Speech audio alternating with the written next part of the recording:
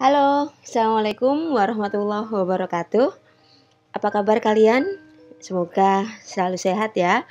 Welcome back to my channel, Ima Suseno. Dalam video kali ini kita akan mempelajari tentang manusia dan kebudayaan.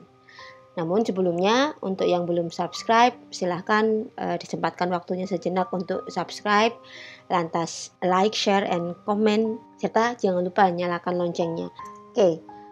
Nah, sekarang kita masuk ke ciri-ciri kebudayaan ya. Ada 4 ciri. Yang pertama, adanya wujud dari budaya, yakni dapat berubah ide, gagasan, dan pemikiran hasil dari cipta, rasa, dan karsanya manusia. Yang artinya adalah wujud kebudayaan tidak harus berupa benda, akan tetapi bisa juga dapat berupa non-benda.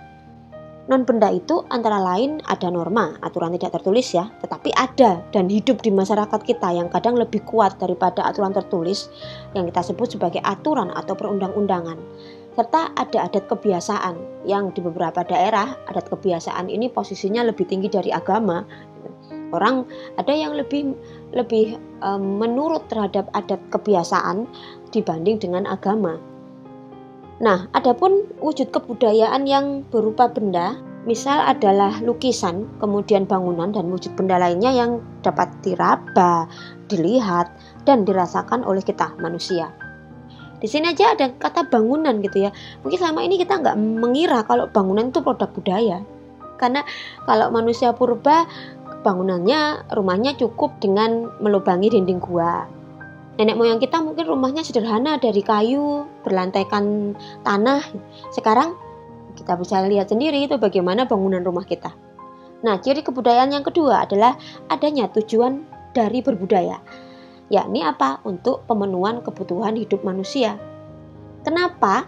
Karena manusia itu berbudaya dalam rangka memenuhi kebutuhan, baik kebutuhan fisik maupun kebutuhan psikis batin yang sudah kita bahas di awal tadi. Selanjutnya, ciri-ciri kebudayaan yang ketiga adalah adanya proses dalam berbudaya.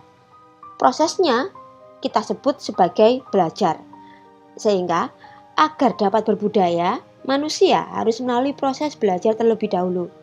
Aturan dari mana? Ya, aturan yang dibuat sendiri oleh manusia berupa kebudayaannya. Sehingga ada budaya menuntut ilmu. Meskipun proses belajar ini tidak harus selalu di bangku sekolah ya.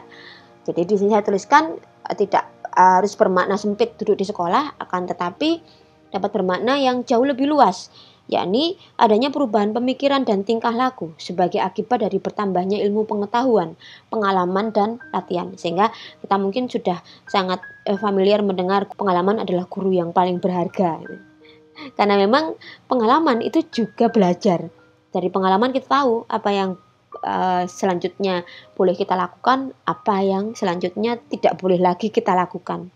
Sehingga muncullah pepatah, hanya keledailah yang jatuh ke lubang yang sama untuk 2 kali.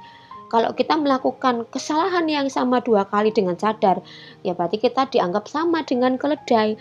Dan dalam dunia hewan, keledai itu dianggap hewan yang bodoh. Gitu. Lantas, ciri kebudayaan yang keempat adalah adanya kegunaan berbudaya. Apa kegunaan budaya? Yakni pewarisan kepada generasi sesudahnya. Karena kita berbudaya dan berkarya, itu salah satunya adalah agar kita itu bisa mewariskan kebudayaan kita kepada generasi yang akan datang. Jadi, para sesepuh kita dulu menciptakan budaya pewayangan, tarian, dan segala macam budaya yang lain.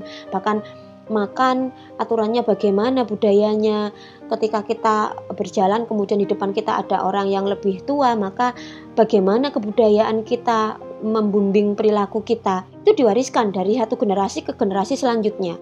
Sehingga warisan yang buruk dari kebudayaan yang kita ciptakan sekarang itu pasti akan menghasilkan generasi yang juga buruk.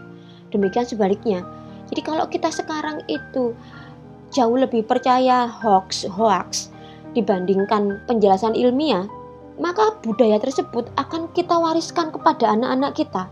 Kita secara langsung maupun tidak langsung akan mengajarkan ke mereka bahwasanya siapapun yang berbicara lantang di media sosial, siapapun yang intens posting apapun yang mereka inginkan, itu berarti benar. Kita tidak mau repot-repot gitu ya untuk mencari tahu, sungguhkah seperti itu? Karena kebenaran itu kan memiliki beberapa sisi. Kebenaran dari sisi yang berbicara, kebenaran dari sisi orang yang dibicarakan dan kebenaran itu sendiri.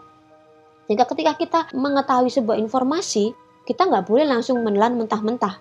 Kita harus mencari informasi lanjutan. Benarkah apa yang kita dengarkan ini? Benarkah apa yang kita baca ini? Tidak kemudian kita baca, share, dipercayai begitu saja. Itu kalau kita lakukan terus-menerus akan membentuk karakter kita dan menjadi kebudayaan kita. Yang lantas bahayanya adalah akan kita wariskan. Sehingga kalau zaman dulu itu ada mitos yang dengan susah payah kemudian berubah menjadi ilmu pengetahuan, sekarang mitos tidak dipercayai, akan tetapi hoax.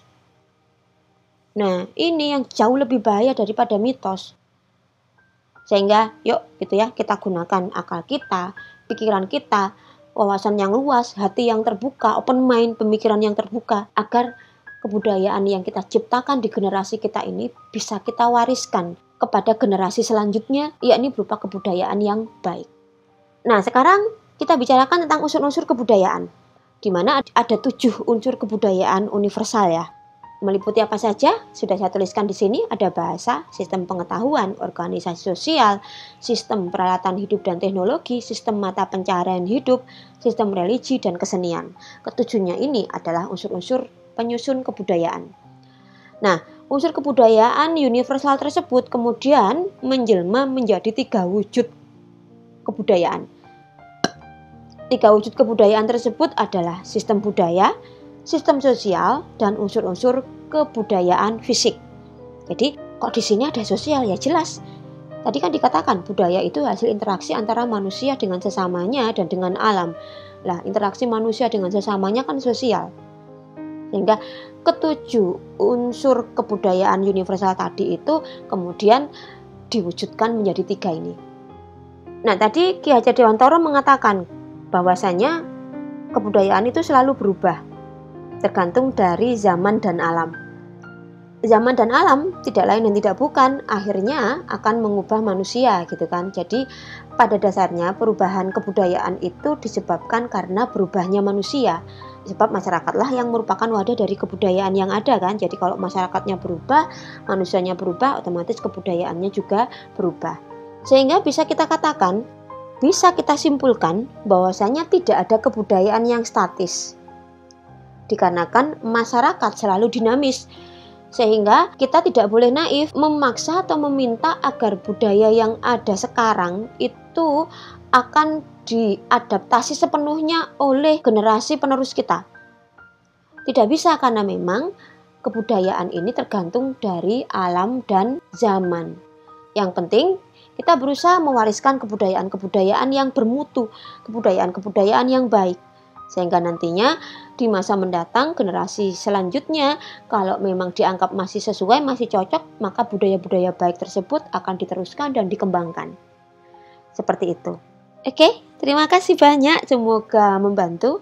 Selamat belajar dan menjadi manusia yang berbudaya. Assalamualaikum warahmatullahi wabarakatuh.